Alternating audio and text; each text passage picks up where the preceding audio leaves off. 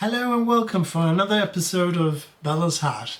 Today, I want to talk about recruiters.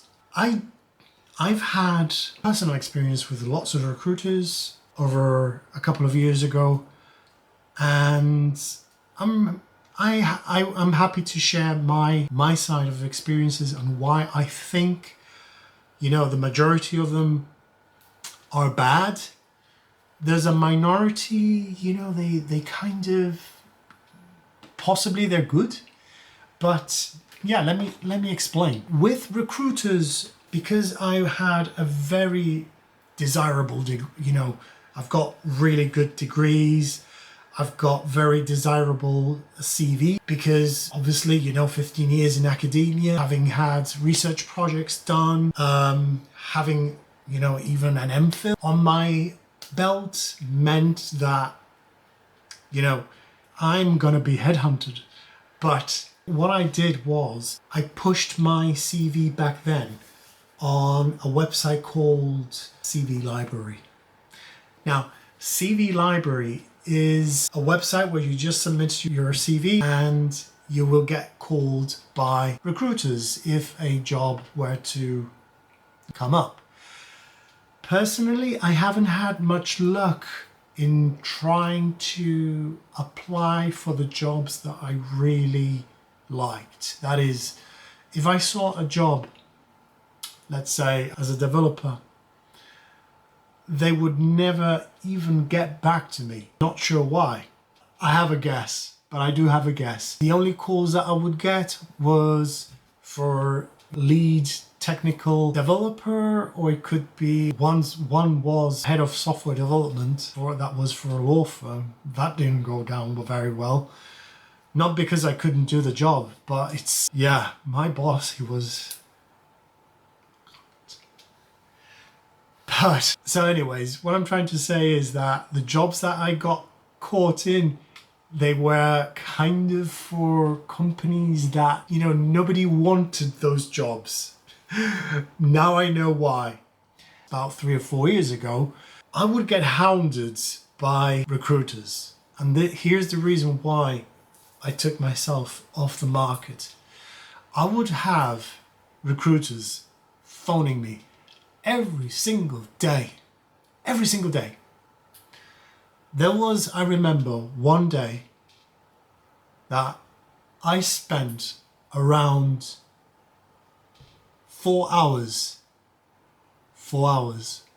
on the phone just talking to several recruiters. Now, as myself, it did have a consequence. It's basically what's called a meltdown. Because I had to, obviously, every recruiter will ask you certain questions, or they will try to get a little bit more information about why jobs didn't work out in the past. It meant that sometimes you're going to have to go through certain traumatic events. If you're spending 4 hours of that time I think it was about 8 recruiters in a day, right? 4 hours. So it meant that I had to go through the same event 8 times. Saying, for example, that I was hired by a boss who actually wanted me to kick out my junior because she was trans, being strong-armed on a job where they actually wanted to push me as an engineer because they saw that the project was going to fail. And this is something that, it's very typical. I don't know whether you guys have read of Fred Brooks, The Mythical Man Month. I am a developer myself. You can't just toss developers onto a very late project because it's just not going to work. So this company was actually doing precisely that. They wanted to get a big project finished, and I knew that they were setting me up to fail, and that's why I decided to go. I decided to just leave. This caused a meltdown. What is a meltdown? For me, the meltdown was basically just, shutting down from the rest of the world, just covering my ears, hiding under the desk, and shutting my phone down. That's how bad it can get. Now, yeah, it got really bad. Now, what I'm trying to say is that if you've got this, repeatedness of recruiters trying to hunt you down, of course, I saw that this was actually something that is really bad for my mental health. So what did I do? I just removed my CV from CV library. I didn't give permission to anyone to share my CV. I will not talk to any recruiter whatsoever. The way that I then viewed recruiters like this, which is unfortunate, because at the end of the day, I know that they're trying to, get their money, but they're doing it in they're utilizing practices which I don't think they are ethical. Like I said, in my belief, recruiters at the end of the day, for jobs, they are gatekeepers. Gatekeepers of a job means that either they want to find someone who is, well equipped for the job, or they just, but this is my question. Why do you need to hire gatekeepers? Why do companies need to hire gatekeepers? Let's think about this. If a company, right, has a very good reputation, you don't need gatekeepers. I mean, people will just apply, and all you need is just someone from management to actually look at the CV, or maybe even, hey, I'm sorry to say this, AI, to sift through, what an application is. I'm not a big fan of AI. I hate it. I don't like the technology and where it's headed to, but it is an unfortunate thing that companies now are using to sift through job applications. So, I did say,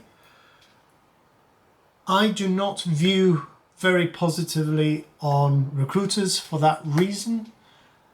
If I were to apply for a job, let's say, for example, for university, usually it goes through a human resource personnel. That's how it goes. And it gets passed on to the hiring manager so that the hiring manager can actually, sift through the whole lot. There is no recruiter for a university. Usually there isn't. I mean, it has to be a very specific reason why they're hiring a recruiter for this. But usually you find recruiters mainly for private companies, private only. And my experience of private companies has been really, really bad. I mean, that's on another video.